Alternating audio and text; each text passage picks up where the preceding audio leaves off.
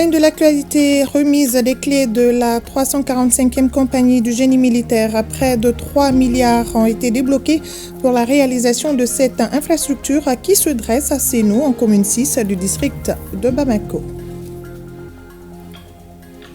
Les conclusions de la conférence de haut niveau sur la jeunesse de l'AES ont été remises au ministre en charge de la jeunesse. Les organisateurs entendent apporter leur soutien au pays de l'AES. Et la date de la rentrée scolaire 2024-2025 est fixée au 4 novembre. Vous le savez, la date a été reportée. Un report salué par les acteurs de l'école de Gao qui souhaitent une prise en charge des sinistrés des inondations qui occupent les salles de classe. Voilà pour le sommaire et très heureuse de vous compter parmi nous. Mesdames, Messieurs, bonsoir et bienvenue dans la grande édition de ORTM1. À l'ouverture de ce journal, cette audience à la primature, le Premier ministre a reçu ce vendredi une délégation du groupe intergouvernemental d'action contre le blanchiment d'argent en Afrique de l'Ouest, GABA. GABA est une institution spécialisée de la CEDEAO qui est venue exprimer sa volonté de continuer à travailler avec le Mali dans le cadre de la lutte contre le blanchiment d'argent à travers la cellule de traitement d'informations financières. Déjà, les deux parties ont reconnu les résultats enregistrés. Reportage Mamari Koné et Aliou Touré. Présent à Bamako dans le cadre d'une mission de plaidoyer, le directeur général du GIABA, groupe intergouvernemental d'action contre le blanchiment d'argent en Afrique de l'Ouest, est venu solliciter l'engagement politique des autorités du Mali pour la lutte contre le blanchiment des capitaux et le financement du terrorisme. À travers cette visite, il s'agit aussi de s'assurer de l'implication et de l'appui des autorités du Mali dans la perspective du troisième cycle de l'évaluation mutuelle des pays membres du GIABA. Le GIABA donc était un organisme intergouvernemental de la CEDEAO, mais qui contient en son sein des pays non membres comme Sao Tomé et Principe et les îles Comores.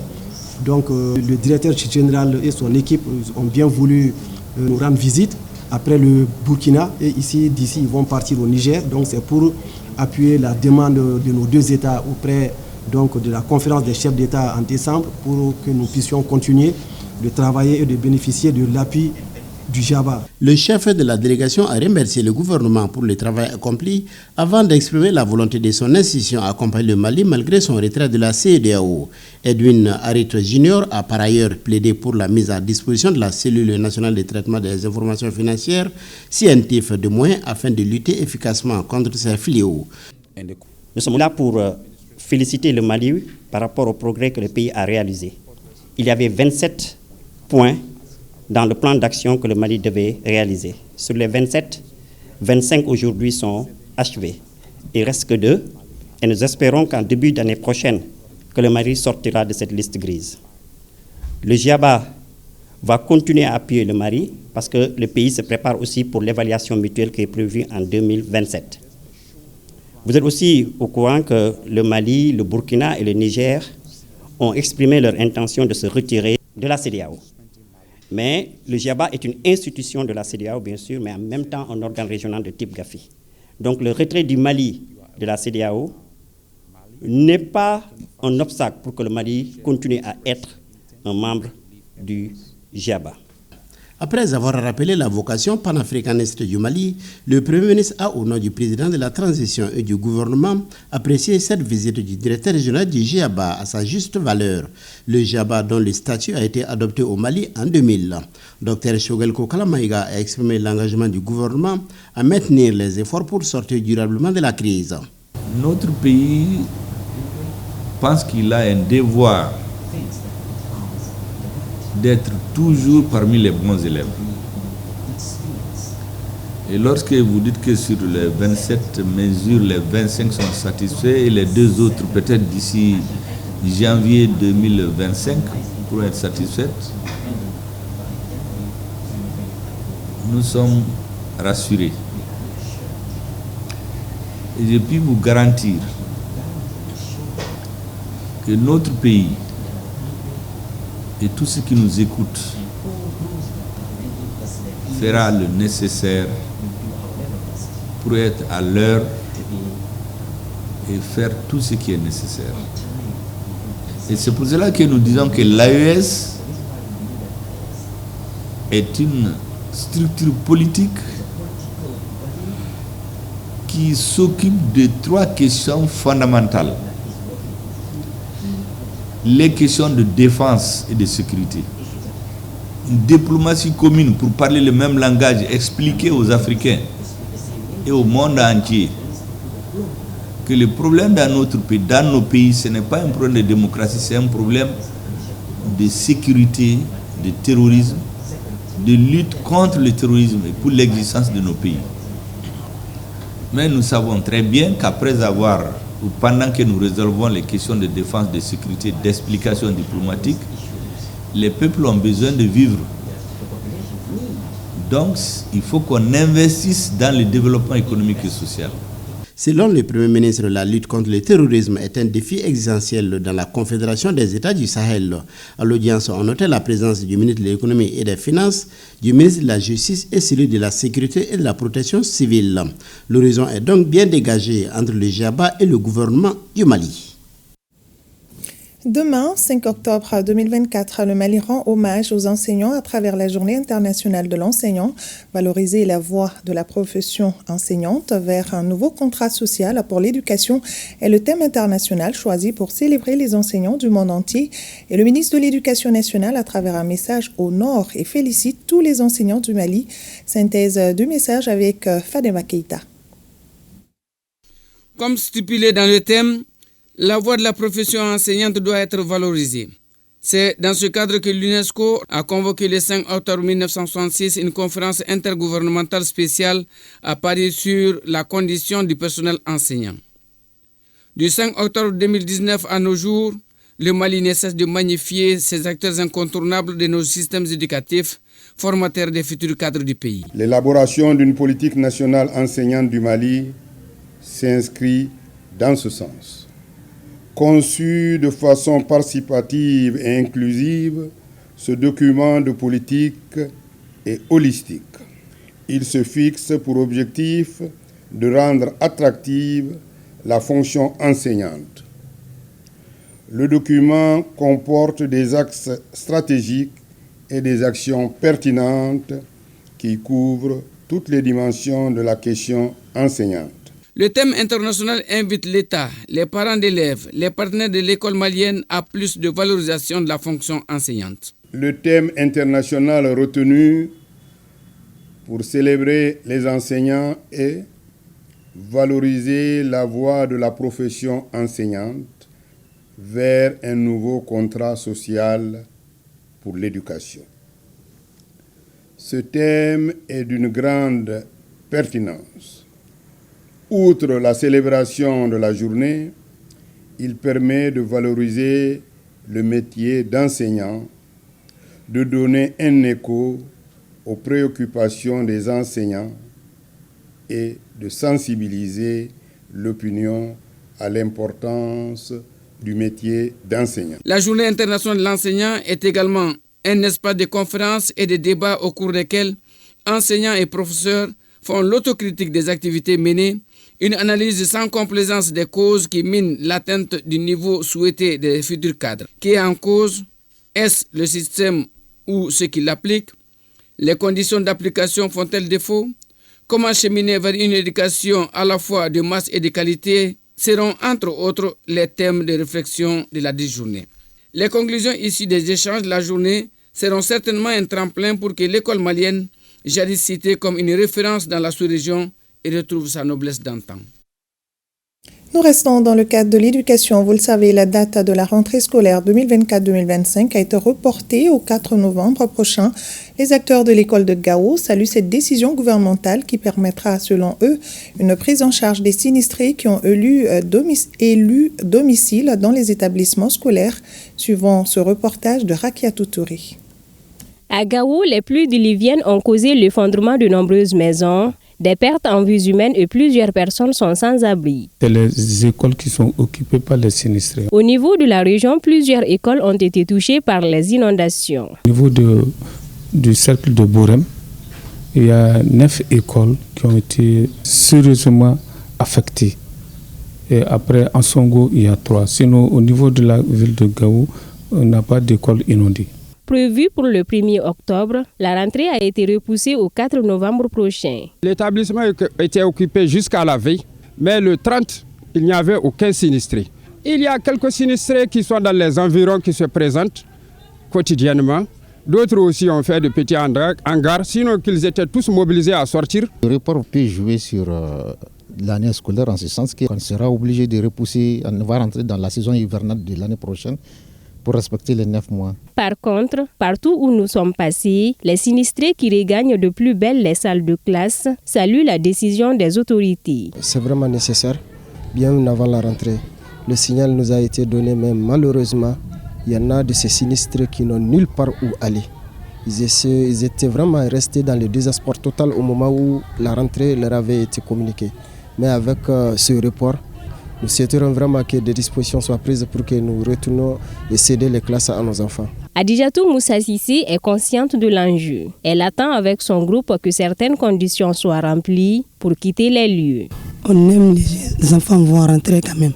C'est les Nil seulement qu'ils ont venu ici pour nous recenser. Mais on n'a pas gagné les cartes d'abord. Mais maintenant, si on a gagné les cartes quand même, on va libérer là. Le maire de la commune urbaine de Gao rassure que des mesures seront prises le plus tôt possible pour pallier les difficultés du moment. Dès qu'on avait dit que la rentrée scolaire n'y est plus pour cette fois-ci, et jusqu'au 4 prochain, donc je pense qu'il y a d'autres aussi qui ont pris l'initiative de retourner encore dans les écoles. C'est ce qui est en train de se passer et qui nous montre à suffisance que vraiment il va falloir prendre vraiment le taureau par les cornes. Comptons quand même faire tout ce que nous pouvons. Sûrement avec les services techniques et plus les bailleurs qui sont en train de nous aider à faire pour les faire quand même revenir chez eux dans les meilleures conditions et dignement aussi. En tout cas, les communautés éducatives et occupants des salles de classe bénéficient d'un bonus d'une 30aine de jours pour permettre aux enfants de reprendre le chemin de l'école. Après ce report de la date de la rentrée scolaire, une de nos équipes a approché les parents d'élèves qui doivent satisfaire les besoins des enfants, stylos, cahiers, livres, entre autres. Mais le constat est que certains parents ne sont jamais prêts pour la rentrée. Pourquoi? Suivant plutôt ce reportage de Al-Mouzer Al-Kamissa Yatara. D'habitude, à l'approche de la rentrée des classes, les marchés sont pris d'assaut par les parents d'élèves afin de se ravitailler en fournitures scolaires, acheter des habits à leurs enfants, mais aussi veiller à ce qu'ils soient bien coiffés et paraître beaux les jours de la rentrée des classes. Pourtant, cette atmosphère n'est pas perceptible cette année dans la capitale. Mais dès que la rentrée a été reportée seulement, les clients ont abandonné le marché. Mais ils vont revenir d'ici la date convenue. Alors, pourquoi les parents ne sont jamais prêts pour la rentrée des classes? C'est parce qu'ils ne sont pas prévoyants. Point, trait. Nous vivons au-dessus de nos moyens. Tu as un salaire, tu as un revenu. Au niveau de l'agriculture, au niveau de la main-d'œuvre, de la menuiserie, de la forge métallique, ce que tu gagnes, tu mets toujours quelque chose de côté selon les besoins de la famille. L'année académique, il y a un programme scolaire. L'école, ça fait 9 mois. Bon, en reportant comme ça, peut-être j'espère que ça va jouer sur la date de la clôture des vacances, n'est-ce pas? Et qu'on va tout mettre en œuvre pour que tous les programmes soient bien respectés, les programmes scolaires soient bien respectés par les enseignants, par tout le monde, le personnel scolaire. Du côté de la Fédération nationale des parents d'élèves et étudiants du Mali, elle estime être en parfaite collaboration avec les autorités scolaires sur toutes les décisions concernant le processus scolaire. Il faudrait qu'il y ait obligatoirement l'association des parents d'élèves qui accompagne l'autorité scolaire afin que les écoles soient des écoles de nos souhaits, nos écoles préparées à aider l'enfant à s'insérer dans la vie sociale et à se créer un emploi. Tout était fin prêt pour la rentrée du 1er octobre. Mais au journal de 13h, nous avons appris le report et nous attendons le 4 novembre. Quand une année scolaire finit, il faut qu'on se dise que l'année prochaine a déjà commencé. On se prépare progressivement, petit à petit. On n'attend pas la dernière minute pour chercher sac, tenue, cahier, etc., etc. Donc, il faut se dire que l'année prochaine, mon enfant doit avoir tel ou tel besoin. Si vous ne le savez pas, parce que tout le monde n'est pas intellectuel. Si vous n'êtes pas un intellectuel du secteur, prenez attache avec quelqu'un qui s'y connaît. Et vous pouvez le trouver dans le voisinage. Vous pouvez même amener votre enfant à l'école, vous trouvez le directeur, ou bien quelqu'un qui son suppléant, il va vous dire, votre enfant va en 2e année, 3e année, il a besoin de tel nombre de cahiers, il a besoin de tel livre, etc., etc. Pour rappel, la rentrée des classes a été fixée le 4 novembre prochain. Occasion donc pour les parents d'élèves de mieux se préparer. Quant au gouvernement, il continue ses efforts pour l'ouverture des classes à la date indiquée. Toujours dans le monde de l'éducation, parlons à présent de cette session de formation à l'endroit des acteurs éducatifs par la Direction nationale de l'enseignement catholique. Une centaine de participants ont été outillés sur la scolarisation des filles afin de trouver des voies et moyens pour l'atteinte des objectifs de l'enseignement catholique. Reportage à Bokari Koulibaly. Ils sont parents d'élèves, enseignants, directeurs et conseillers pédagogiques à bénéficier de cette session de formation sur 2 modules. Le premier module portait sur la scolarisation des filles. Comment aider les filles non seulement à s'inscrire massivement à l'école, mais surtout à y rester. Parce que une chose est d'inscrire les filles à l'école, autre chose est de les accompagner, de les aider à rester à l'école. Et le deuxième module portait sur comment tous ceux qui sont considérés comme les acteurs de l'enseignement catholique peuvent travailler ensemble pour l'atteinte des objectifs de l'école catholique. Et les participants à la formation de vanter les biens fondés de la session. Une session qui, selon eux, va contribuer à atteindre les objectifs assignés à cet effet. À la sortie de cette formation, on semble être très bien outillés pour pouvoir aider les filles à rester à l'école jusqu'à la sortie avec des diplômes. Et en termes aussi de savoir-faire et savoir-être, le rôle aussi de chaque acteur au niveau de l'enseignement catholique est connu pour tous, parce que nous avons développé vraiment ce thème avec une explication dont nous sortons vraiment satisfaits. Depuis 135 ans, l'enseignement catholique existe au Mali. Sa mission est de contribuer à la formation et à l'éducation des enfants maliens. Cérémonie de baptême de promotion du diplôme d'études spécialisées des maladies infectieuses et tropicales. Ils sont 32 à recevoir leur diplôme. Ces nouveaux spécialistes seront déployés pour une meilleure prise en charge de ces maladies dans nos structures sanitaires. Et nous retrouvons Almozer Alkamisa Yatara. De sa création en mars 2011 à nos jours, 32 médecins ont été formés dans le cadre de la formation des spécialistes des maladies infectieuses et tropicales. Actuellement, 13 autres poursuivent leurs études. Ces spécialistes sont de l'Afrique, du Mali, et les pays africains sont le Burkina Faso, le Niger, le Togo, la République démocratique du Congo, la République de Djibouti, le Cameroun, le Tchad. La sortie et baptême des 6 premières promotions du diplôme d'études spécialisées des maladies infectieuses et tropicales a été marquée par une conférence sur les maladies tropicales négligées, suivie de la remise d'attestations de reconnaissance et de siwara aux différents parrains de la promotion. Les grandes pathologies africaines sont soit infectieuses, soit parasitaires. Nous n'aurons jamais assez d'infectiologues, nous n'aurons jamais assez de parasitologues. Nous avions été formés par ce DS au Mali ici, et nous avions pu progresser dans notre carrière d'enseignant-chercheur et nous sommes professeurs tutélaires aujourd'hui. Ces nouveaux médecins spécialistes des maladies tropicales entendent apporter leur contribution dans l'enseignement et de la recherche, sans oublier la prise en charge des patients afin de contribuer globalement à une amélioration de la santé au Mali. Je le disais au sommaire, près de 3 milliards de francs CFA ont été débloqués pour la construction de la 345e compagnie du génie militaire. Financée par la République fédérale d'Allemagne, les clés de l'infrastructure ont été officiellement remises aujourd'hui à Sénou, où elle est implantée. Commentaire à Bokari Koulibaly avec le concours de la DIRPA. La République fédérale d'Allemagne, plus que jamais engagée aux côtés du Mali. Une volonté manifestée à travers la construction d'un campement destiné au génie militaire, notamment la 345e compagnie. L'infrastructure est désormais opérationnelle. Merci à l'Allemagne pour le soutien. Ils sont aux côtés de nous. Il n'y a pas de problème, vous êtes à notre côté. Et soyez sûrs que vous ne serez pas déçus de votre engagement depuis les premières heures de l'indépendance du Mali. Nous en sommes très reconnaissants. Ce joyau architectural implanté à Sénou a coûté à l'État allemand la somme de 2,7 milliards de francs CFA, un appui qui vise à renforcer les capacités opérationnelles des forces armées maliennes.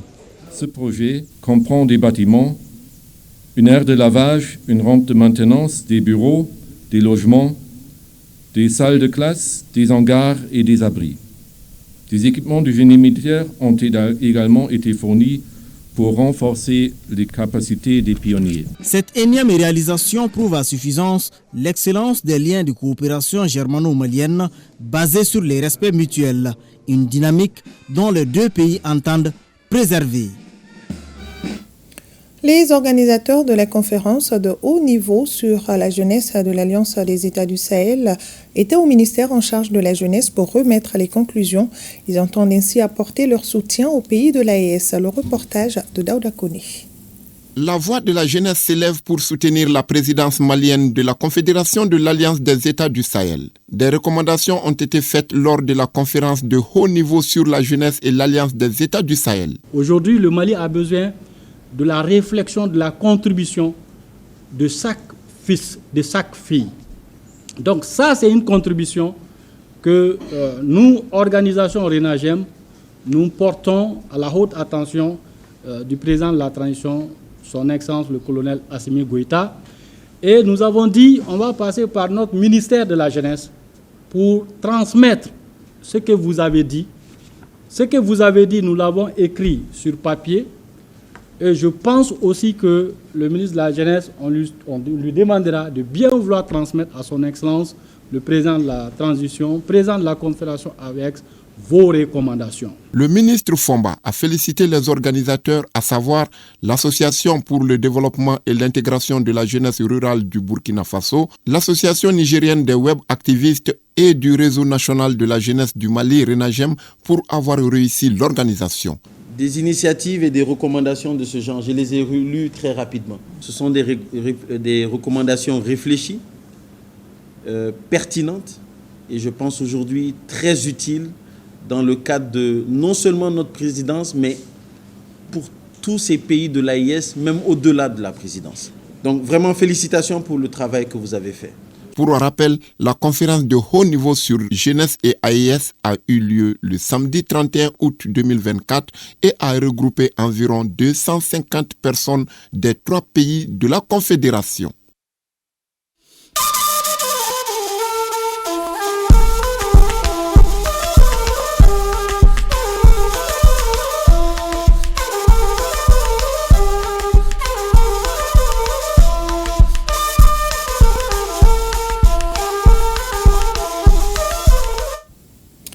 L'actualité AES nous conduit au Burkina Faso pour parler de la 2e édition des journées d'engagement patriotique et de participation citoyenne. Pour la journée commémorative, le Premier ministre burkinabé s'est rendu au rond-point du 2 octobre, une visite symbole de la volonté du gouvernement burkinabé de parachever l'œuvre entreprise par le capitaine Thomas Sankara 41 ans après. Le reportage de Jean-Eudes Bayala et Isiaka Nana. Un coup de pinceau pour marquer d'une tâche indélébile une place aussi importante de l'histoire politique du Burkina Faso, le rond-point du 2 octobre. 41 ans, jour pour jour après le discours mémorable du capitaine Thomas Sankara sur ces lieux, le chef du gouvernement burkinabé est là pour traduire l'engagement de son gouvernement à poursuivre la vision énoncée dans le discours d'orientation politique à DOP du capitaine président. Ce jour 2 octobre, qui est en même temps le début de la 2e phase des journées d'engagement patriotique et de participation citoyenne, est très symbolique pour nous. C'est pour ça que nous sommes venus, c'est pour matérialiser notre soutien, n'est-ce pas, à ce que le capitaine président Thomas Sankara avait entrepris et notre volonté de poursuivre son œuvre. Le combat d'un Burkina Faso souverain, libre et débarrassé du joug colonial, la force d'une conviction, d'un idéal, le rêve d'un Burkina Faso développé et prospère, consigné dans ce référentiel, le DOP. Un référentiel d'ailleurs multiplié à souhait pour une jeunesse à la hauteur des enjeux du moment. Vous qui êtes très jeunes, là, lisez beaucoup, formez-vous, instruisez-vous. Il faut que sur le plan intellectuel, vous ayez des bases solides. Et c'est là que vous allez pouvoir vous enraciner et rayonner pour vous-même, pour votre famille et pour votre pays. Mais avant, le Premier ministre remet ici des exemplaires du discours d'orientation politique au chef d'état-major de la gendarmerie nationale. C'est une institution de fidélité et de loyauté à la République. Donc cela symbolise qu'il doit s'en approprier et faire en sorte que ces éléments et toute la société fassent l'éducation de la société en fonction des orientations du discours d'orientation politique. Et à cette date historique, le monument du 2 octobre fait peau neuve. Le symbole d'un renouvellement de l'engagement patriotique des Burkinabés à défendre les idéaux du capitaine Thomas Sankara. Toujours au Burkina Faso, le président du Faso, capitaine Ibrahim Traoré, adresse un message d'hommage et de reconnaissance à Sa Majesté roi de Goulmou et l'invite à plus d'engagement pour soutenir le gouvernement dans ses actions de reconquête du territoire burkinabé. À cet effet, une délégation gouvernementale a effectué une visite de courtoisie au 32e roi de Goulmou. Le point de la visite avec Aruna Kaboré et Bernard Diasso. C'est un grand jour à la cour royale de Sa Majesté Untamba, roi du Goulmou. Une délégation gouvernementale et des membres de la hiérarchie militaire rendent une visite de courtoisie au roi. Dirigée par le ministre d'État, ministre de la Communication, de la Culture, des Arts et du Tourisme, cette visite est un symbole d'unité nationale et de respect des traditions. Le combat que nous menons aujourd'hui, non seulement pour la reconquête du territoire, mais aussi le combat pour la souveraineté de notre pays, c'est le combat de tous les Burkinabés, c'est le combat des rois, c'est le combat de nos leaders coutumiers. Et donc c'est un message pour véritablement une implication plus grande de Sa Majesté et à travers lui, de l'ensemble des communautés de l'Est, derrière les forces de défense et de sécurité, les VDP, afin que nous puissions vaincre le plus rapidement possible le terrorisme et ramener la paix dans la région de l'Est et sur l'ensemble du territoire burkinabé. Dans son message, Sa Majesté, le roi Untamba appelle les populations du Goulmou de se mobiliser comme un seul homme, en synergie avec toutes les communautés de notre chère et unique patrie, pour soutenir le gouvernement dans ses actions de reconquête du territoire national. L'importance n'est pas à démontrer. Quand nous l'avons souhaité depuis 4 ans de cela, et le jour est venu. Donc c'est la joie. À travers moi, tout le staff du roi ici et toute la population de Fada ne fait que se réjouir. La visite au 32e roi du Goulmou, Sa Majesté Untamba, témoigne d'une volonté de dialogue et de collaboration pour le développement de notre pays.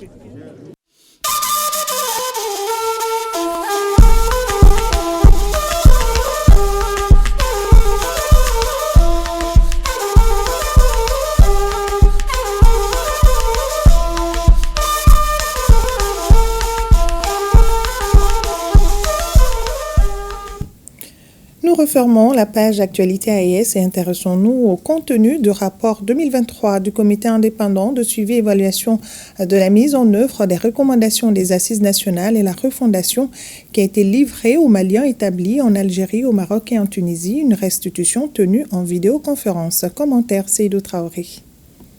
Le contenu du rapport 2023 du Comité indépendant de suivi et évaluation de la mise en œuvre des recommandations des Assises nationales de refondation Sincère ANR n'est plus un secret pour les Maliens établis au Maroc, en Algérie et en Tunisie. Le Sincère ANR a tenu une séance de restitution en vidéoconférence pour le point des recommandations formulées par les Maliens établis à l'extérieur, les actions prioritaires et celles complémentaires. Lors des Assises nationales, les Maliens établis à l'extérieur ont émis une dizaine de recommandations. Par exemple, les Maliens établis à l'extérieur ont demandé la création d'une banque de la diaspora.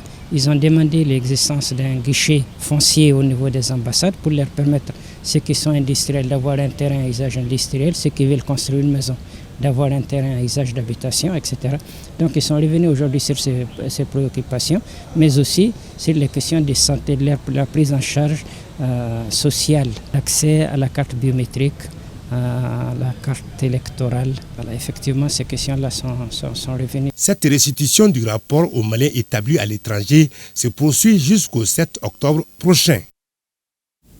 Le ministère de l'Agriculture a lancé ce vendredi le projet Améliorer la résilience des agriculteurs en garantissant l'accessibilité et la commercialisation des semences certifiées, une initiative qui permettra de renforcer la compétitivité du secteur sémencier au Mali. Le reportage est signé Sogona Kamisoko. La lutte contre les effets du changement climatique à travers la mise à la disposition des petits producteurs agricoles des semences certifiées, les acteurs du monde rural s'y emploient. En témoigne le lancement du projet intitulé « Améliorer la résilience des agriculteurs en garantissant l'accessibilité, l'abordabilité et la commercialisation des semences certifiées en renforçant la compétitivité du secteur sémencier au Mali ». Le projet couvrira 200 000 petits exploitants agricoles en fourniture de semences certifiées, des chaînes de valeur cibles, notamment le maïs, les riz, à travers les réseaux de production et de distribution de l'association sémencière du Mali, en collaboration avec IR, mais aussi au renforcement des capacités des différents acteurs membres de la SEMA.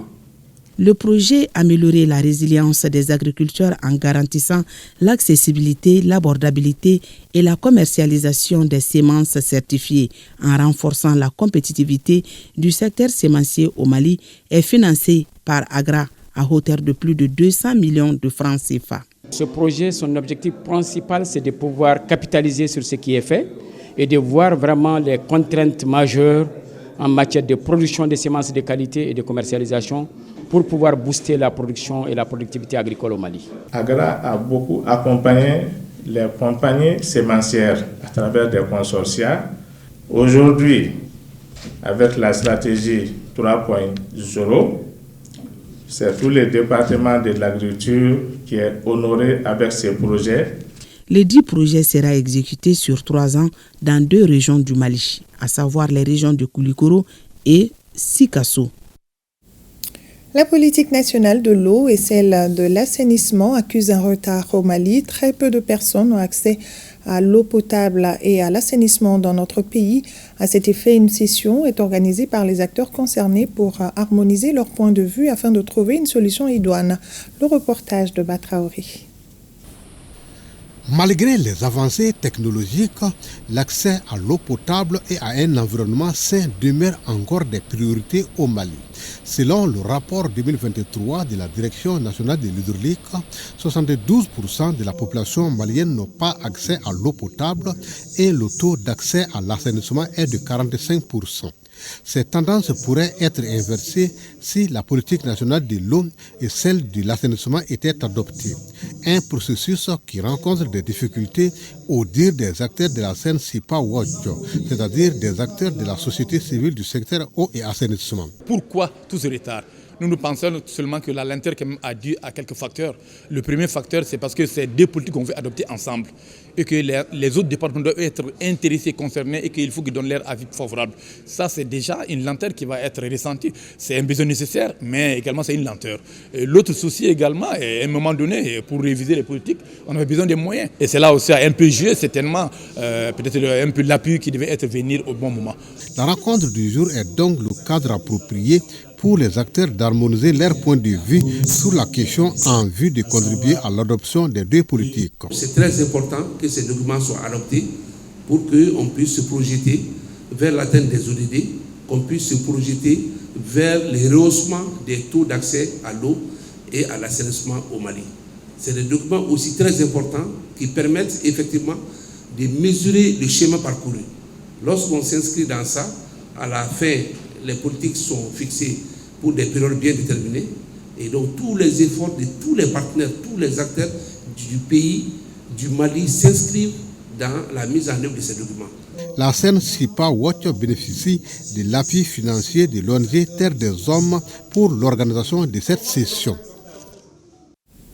3e réunion du comité de pilotage du projet Initiative conjointe pour une action religieuse stratégique. C'est pour planifier les activités qui seront menées en 2025 à Soumaouaïdara.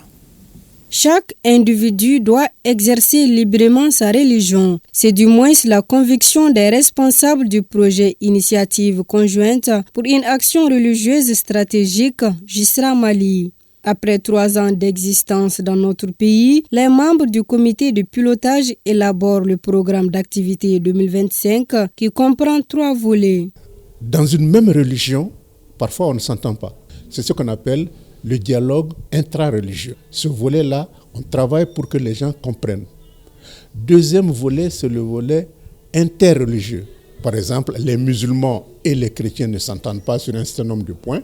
Et le troisième volet, c'est le dialogue extra-religieuse. C'est-à-dire que quelle que soit notre appartenance à une religion, qu'on soit musulman ou qu'on soit chrétien, on appartient d'abord à un pays. Donc, quelles sont les relations entre notre religion par rapport à l'État? Certes, le projet GISRA a enregistré de bons résultats, mais il fait face à quelques défis et certains d'entre eux persistent toujours. Quand tu parles de religion, les gens disent « Ah, ne connais islamien, à toi ça ne me regarde pas. Ne chrétien, à toi ça ne me regarde pas. » Et c'est la première barricade. La deuxième barricade, c'est les données géostratégiques. Vous savez, très souvent, on se bat à cause de la religion, mais ce n'est pas la religion. C'est pour des raisons d'hégémonie, d'argent. Donc, ça, c'est des défis auxquels nous devons faire face. Ce projet intervient dans 7 pays à travers le monde, dont le Mali, l'Ouganda ou encore l'Indonésie. Il est financé par le ministère des Affaires étrangères des Pays-Bas. Promouvoir le droit des filles et femmes, c'est l'objectif d'une campagne sur la scolarisation des filles, les VBG et le leadership féminin.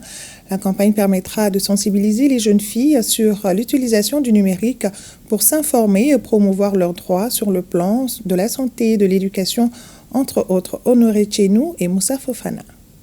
She-Leads est un consortium d'ONG, Plan Mali, Terre des Hommes et le Bureau ouest-africain des jeunes femmes. Il s'agit à travers ce projet d'informer et de sensibiliser les jeunes filles et femmes à travers des émissions télé-réalité. Nous sommes à l'ère du numérique partout. C'est vrai, avec le développement des technologies, de l'information et de la communication, et surtout avec l'émergence aussi de beaucoup de pays qui, en tout cas, ont contribué à leur promotion à tous les niveaux. Nous pensons que partout, le message peut passer à travers ces canaux que nous avons identifiés. L'usage du numérique pour informer et s'informer, déjà une habitude chez les jeunes filles, est une approche mise en valeur par le consortium. Les bénéficiaires y trouvent leur compte. Moi, personnellement, j'informe à travers mon téléphone sur les VBG, sur les infections sexuellement transmissibles, sur le leadership, surtout la prise de décision. Quand tu veux être un leader dans les jours à venir, tu dois pouvoir t'exprimer devant un masse. Pour impliquer les jeunes femmes et les jeunes filles dans les prises de décision de leur quartier, le smartphone a beaucoup d'avantages parce qu'on peut partager les informations à d'autres pays, à d'autres quartiers, même à d'autres régions qui ne connaissent pas She-Leads. Le partenariat de She-Leads avec la commune rurale de Sébougou fait déjà tache d'huile. En témoigne la fréquentation accrue des jeunes filles dans les écoles ces dernières années. De Ségou, rendons-nous à Sikasso où un nouveau scanner a été mis à la disposition de l'hôpital de Sikasso par les autorités de la transition. 900 millions de francs CFA, c'est le coût de l'appareil qui peut prendre en charge une 50aine de personnes par jour. Compte rendu, Moustapha Doumbia et Taïrou Konaté. C'est un scanner ultra moderne mis à la disposition de l'hôpital de Sikasso par les autorités de la transition. Un appui qui intervient au bon moment puisque l'hôpital de Sikasso disposait d'un scanner en panne depuis des mois. L'hôpital a bénéficié d'un nouveau scanner de 64 barrettes, 128 coupes avec plus les consoles de traitement. Cette acquisition va surtout améliorer le plateau technique. Ça va aussi améliorer nos moyens de diagnostic et ça va réduire considérablement les évacuations sanitaires de Sikasso vers la capitale. Ça va aussi soulager la population, ça va amoindrir le coût de prise en charge de certaines pathologies. Nous pouvons prendre 50 personnes par jour avec ce nouveau scanner. L'ancien était de 16 barrettes. L'inauguration du nouveau scanner de l'hôpital est marquée par les explications des spécialistes sur le fonctionnement de cet appareil dont le rôle est d'orienter les traitements. La gouverneure salue cet appui des autorités. Je tiens à exprimer toute ma gratitude et aux autorités de la transition pour l'acquisition de ce scanner moderne. Ça a coûté 900 millions à notre pays. Et c'est sur financement de l'État, financement propre de l'État. Et au personnel de l'hôpital d'en faire un bon usage et aussi aux usagers qui viennent pour se faire soigner. Selon la directrice générale de l'hôpital de Sikasso, toutes les dispositions sont prises pour minimiser l'impact des coupures d'électricité sur le bon fonctionnement du scanner. Actualité régionale toujours, lancement à Tombouctou d'un atelier de mise en relation des acteurs du marché.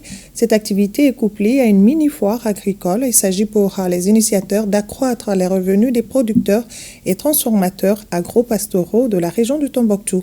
Le reportage de Yeya Tandina. En prélude à la campagne agricole 2024-2025, les communautés agricoles et commerciales de la région de Tombouctou sont préoccupées par les questions liées aux intrants pour la production agricole. C'est dans cette logique que Sougou Iroua, de concert avec la plateforme multi-acteurs de la région, a organisé un atelier de mise en relation B2B et la mini-foire aux intrants et produits agricoles transformés. Tout ce que j'ai amené comme produit a été vendu.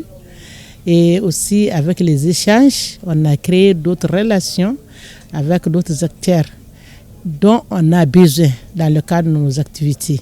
J'ai eu beaucoup de connaissances, il y a des gens aussi qui ont payé, il y a des gens aussi qui m'ont fait la promesse.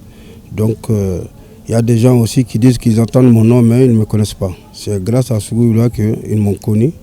Cette activité est devenue une tradition vitale fortement ancrée chez les producteurs et transformateurs de la région et est aussi soutenue par les autorités à travers des plaidoyers auprès des partenaires financiers.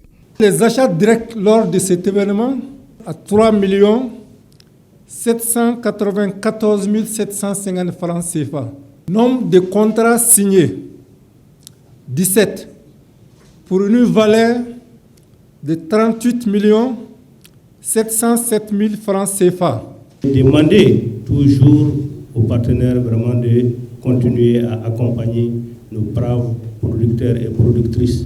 Cette initiative est mise en œuvre par le consortium d'ONG CARE International, Amassa Afrique Verte et Amprod Sahel et financée par l'USAID.